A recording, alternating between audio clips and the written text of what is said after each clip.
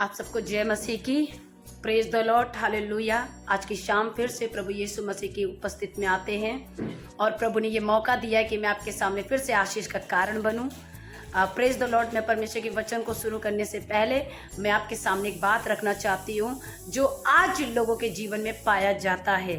मेरा वीडियो उन लोगों के लिए है जो मसीह जीवन में चल रहे हैं, संघर्ष कर रहे हैं, दुख उठा रहे हैं और कई बार ऐसा होता है कि उनका प्रतिफल अच्छा नहीं दिखता है। ये वीडियो बनाने का एक ही मकसद है कि हमारे जितने भी मसीह भाई बहन हैं, प्रभु में जो चल रहे हैं, उनको एक चीज़ में ये बताना चाहती हूँ। अगर आज तक उनको प्रार्थना का उत्तर नहीं मिला है, अगर आज तक वो फलवंत नहीं हुए हैं और अगर आज तक वो अभी तक पवित्र आत्मा का दान वरदान नहीं मिला है, तो मेरा इस टॉपिक को हमेशा याद रखिएगा और एकांत में दुआ करिएगा ताकि इसका उत्तर परमेश्वर आपको जरूर दे।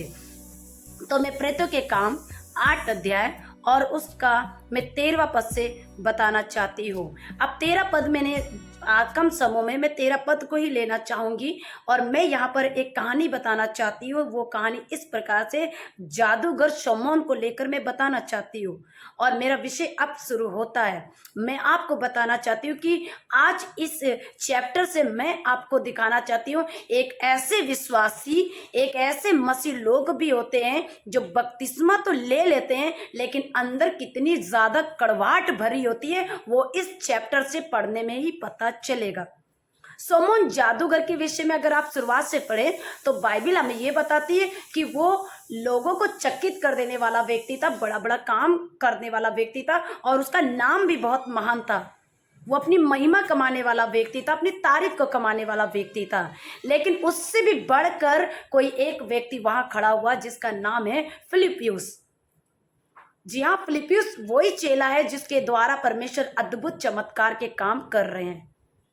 और अगर आप वहां पर देखेंगे तो उसने फिलिप्युस के जब काम को देखा तो उसकी आंखें फटी की फटी रह गई और वो देखता ही रह गया कि ये कौन है जो मुझसे भी बड़े महान काम कर रहा है।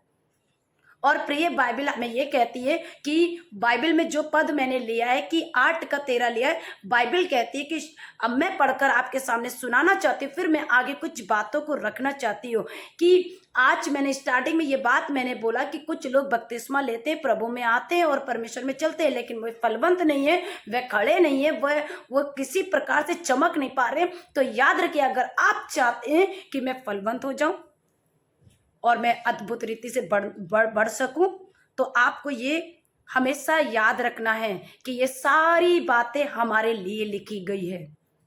ये पवित्र आत्मा चाहता है कि हमारे अंदर इस तरह की कमियां ना हो। अगर ऐसा कमियां हैं तो आज की शाम मैं आपके सामने ये बात रखना चाहती हूँ कि पवित्र आत्मा से क्षमा मांगे कि ताकि वो आपके अंदर ये सारी कमियों को दूर करे। मैं 13 पद को पढ़कर सुनाना चाहती हूँ। तब शमौन ने स्वयं विश्वास किया और बपतिस्मा लेकर फिलिप्युस के साथ रहने लगा। वह चिन्ह और बड़े बड़े काम, सामर्थ के काम देखकर बहुत चकित होता था। जब आप इस 13 पद को पढ़ेंगे तो वहां लिखा कि उसने भी बपतिस्मा लिया, विश्वास किया। विश्वास करने के बाद उसने बपतिस्मा लिया। बपतिस्मा लेने के बाद बाइबल हमें ऐसा कहती है कि शमौन नाम के जो व्यक्ति थे, जो जादूगर व्यक्ति थे, उन्होंने अपने काम को छोड़ दिया और वह मसीह के पीछे हो लिए। देखिए, बाहरी परिवर्तन उन्होंने साफ रीति से दिखाया कि बाहरी रूप से वो बदल चुके हैं, लेकिन भीतरी में, अंदर की चीज में अगर देखा जाए तो वो नहीं बदले हुए थे। और भीतरी में ये देखा जाए कि बाइबल ये बताती है कि जब शमौन ने देखा, मैं अब आपके सामने 18 पद को रखना चाहती हूँ। जब शमौन ने देखा कि प्रेरितों के हाथ रखने से पवित्र आत्मा दिया जाता है तो उनके पास रुपए लाकर कहा कि यह अधिकार मुझे भी दे दो कि जिस किसी पर हाथ रखूं वहां भी पवित्र आत्मा पाए। देखिए, जब एक व्यक्ति विश्वास कर लेता है तो उसे किसी चीज की कीमत देने की जरूरत नहीं है। विश्वास करने वाले लोग में बाइबल कहती है कि अगर आप मरकुस 16 में 17 में पढ़ेंगे तो लिखा है कि जो विश्वास करेगा उसको पवित्र आत्मा का दान मिल जाएगा। लेकिन यहाँ पर एक बात मैं आपके सामने रखना चाहती हूँ। ये ऐसे मसीह लोग होते हैं या एक ऐसा मसीह जिसके जीवन में ये देखा जा सकता है कि बपतिस्मा लेने के बाद अंदर क्या भरा है वो सामने प्रकट वचन करता है। सोलोमन हमारे सामने जीता और जागता एक बहुत बड़ा उदाहरण है। हम बपतिस्मा तो ले लेते हैं, हम प्रभु के पीछे तो चलने लग जाते हैं, लेकिन हमारा जो हृदय, हमारा जो मन है, वो किस चीज में तोलता है, किस चीज में हमारी डिमांड करता है। अब देखिए सोलोमन को, देखिए जब सबके ऊपर हाथ रख रहे पवित्र आत्मा उतर रहा है, तो क्या सोलोमन को नहीं चाहिए था कि वो प्रेरितों से ये कहे कि आप मेरे ऊपर भी हाथ धर दीजिए, मैं भी पवित्र आत्मा से भरना चाहता हूं? बजाय उसने इस बात को कहा कि आप पैसे ले लीजिए और मुझे ये अधिकार दे दीजिए। तो इसका मतलब क्या है? उसका गलत उद्देश्य था।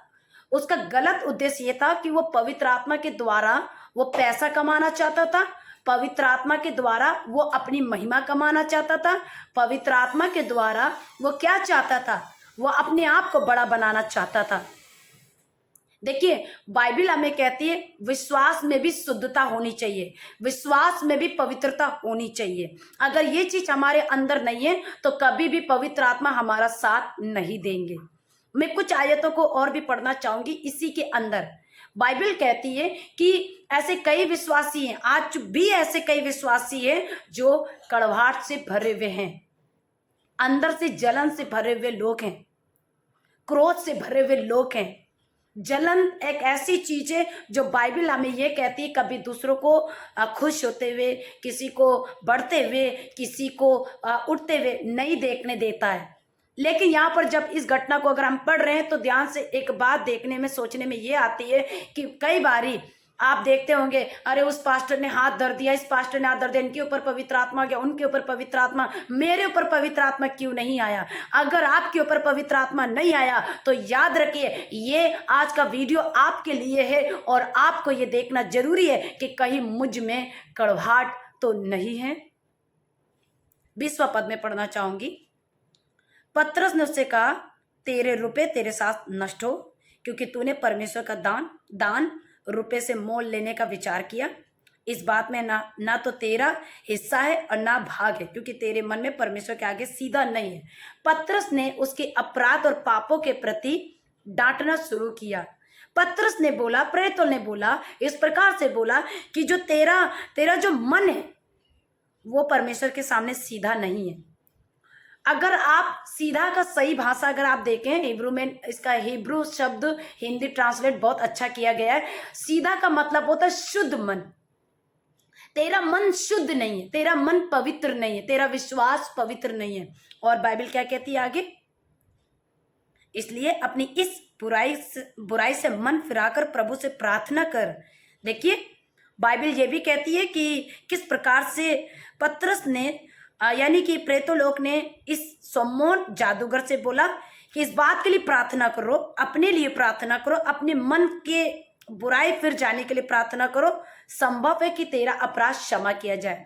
जानते हैं पतरस ने ये बात क्यों बोली ऐसा? क्योंकि यीशु मसीह ने कहा है कि पुत्र के विरोध में अगर आप पाप करते हैं तो आपकी माफी हो सकती है, लेकिन पवित्र आत्मा के विरोध में कोई पाप करता है तो माफी नहीं मिलती है। और एक बात मैं आपको बताना चाहती हूँ, पवित्र आत्मा को ना तो पैसों से खरीदा जाता है, ना तो पवित्र आत्मा के लिए आपको किसी प्रकार को कीमत देना है। पवित्र आत्मा केवल उन्हीं लोगों को मिलता है जिनका हृदय शुद्ध है, जो लोग आज्ञाकारी है, जो लोग परमेश्वर का भय मानते हैं, उनको मिलता है पवित्र आत्मा। पवित्र आत्मा कभी भी आप बड़े अमीर हैं, बड़े छोटे, ये सब नहीं देखता। पवित्र आत्मा केवल आपके हृदय की सच्चाई को देखता है। देखिए 23वां पद कहता है, क्योंकि मैं देखता हूं कि तू पित्त सी कड़वाहट और अधर्म के बंधन में पड़ा हुआ है। देखिए आपको मैंने कहा कि पहले से कह दिया, कुछ मसीह लोग होते हैं इस प्रकार से जो कड़वाहट से भरे होते हैं। और मेरा वीडियो, मेरा संदेश और मेरा चिताना, मेरा बताया जाना एक ही बात है कि आपके अंदर अगर कड़वाहट है, किसी भी प्रकार की कड़वाहट है, तो आप उसे इसी समय सच्चे पश्चाताप के साथ निकाल कर फेंक दीजिए। क्योंकि ये जो समय चल रहा है वो पवित्र आत्मा का समय चल रहा है, ये जो समय चल रहा है अनुग्रह का समय चल रहा है। अगर आप इसमें नहीं बदलें, आप इसमें अपने पापों को नहीं छोड़े, तो निश्चय मैं बताना चाहती हूँ दुनिया की कोई ताकत आपको बदल नहीं पाएगी, कोई भी ऐसा व्यक्ति आपको बदल नहीं पाएगा। आज बहुत से लोग हैं पवित्र आत्मा तो चाहते हैं, आशीष तो चाहते हैं, लेकिन ये वाला जो पॉइंट है, कड़वाहट वाला पॉइंट, वो नहीं छोड़ना चाहते हैं। क्या था सोमोन का कड़वाहट? ये कड़वाहट था, जानते क्या पित्त जैसा कड़वाहट क्या था? उसको गलत रीति से परमेश्वर को हासिल करना था। ऑलरेडी वो जादूगर था, वो महिमा, बड़ापन, अपना नाम कमाना वो चाहता था। परमेश्वर कभी भी इंसान के विश्वास को देखकर नहीं, परमेश्वर पवित्रता को देखकर अपनी आत्मा उंडेलता है। हाँ, आप ये कह सकते हैं विश्वास क्यों नहीं, विश्वास जरूरी है, लेकिन कई बार परमेश्वर अपना भी विश्वास आपके जीवन में उंडेलता है। आप अगर आज की शाम परमेश्वर आपके हृदय में ये बात कायल करे कि अगर कहीं से ये कड़वाहट आपके अंदर है, किसी के प्रति कोई कड़वाहट है, या किसी भी प्रकार से आप परमेश्वर के साथ चल रहे, कड़वाहट लेकर चल रहे, तो आप निकाल कर फेंक दीजिए। ये आपके लिए अच्छा नहीं है। ये आपको परमेश्वर के राज्य में प्रवेश नहीं करने देगा। ये परमेश्वर की उपस्थिति में आपको बैठने नहीं देगा। ये आपके परिवार को नाश कर देगा। ये आपकी सेवा को नाश कर देगा। ये आपके बिजनेस को नाश कर देगा। ये आपके हर एक चमक, अभिषेक, जो कुछ भी सब नष्ट कर देगा। मैं आपको कहना चाहती हूँ, शायद मैं संदेश देते देते मैं सभी का नाम यूज करती हूँ, लेकिन मेरे अंदर परमेश्वर की अगुवाई के अनुसार मैं यही कहना चाहती हूँ कि आज कई ऐसे लोग हैं जो इस कड़वाहट को लेकर बढ़ रहे हैं। कड़वाहट एक ऐसी चीज है, आप मत सोचिए पवित्र आत्मा से टंग से जो लोग टंग अन्य भाषा बोलते हैं, वो सोचते हैं कि पवित्र आत्मा मेरे पास है, लेकिन विश्वास करिए, आस पास देखिए, जब आप फलवंत ना दिखें, आप आस पास देखिए आपके लोग आपको पसंद ना करें, आस पास देखिए कि आपकी तरक्की किसी प्रकार से नहीं हो रही, याद रखिए आपको चेक करने की जरूरत है, आपको देखने की जरूरत है। ये सोमोन एक उस समय रह रहा था जिस समय बाइबल कहती है आत्मा का अभिषेक, अनॉइंटिंग बहा करता था। ऐसे व्यक्ति जब झांसे में आ सकते हैं, ऐसे लोग धोखा दे सकते हैं, तो आज की देखा जाए तो दूसरा थिस्सलुनीके 3 अध्याय में लिखा, आज की भाषा में देखा जाए कुछ ज्यादा ही ऐसे लोग पाए जाते हैं।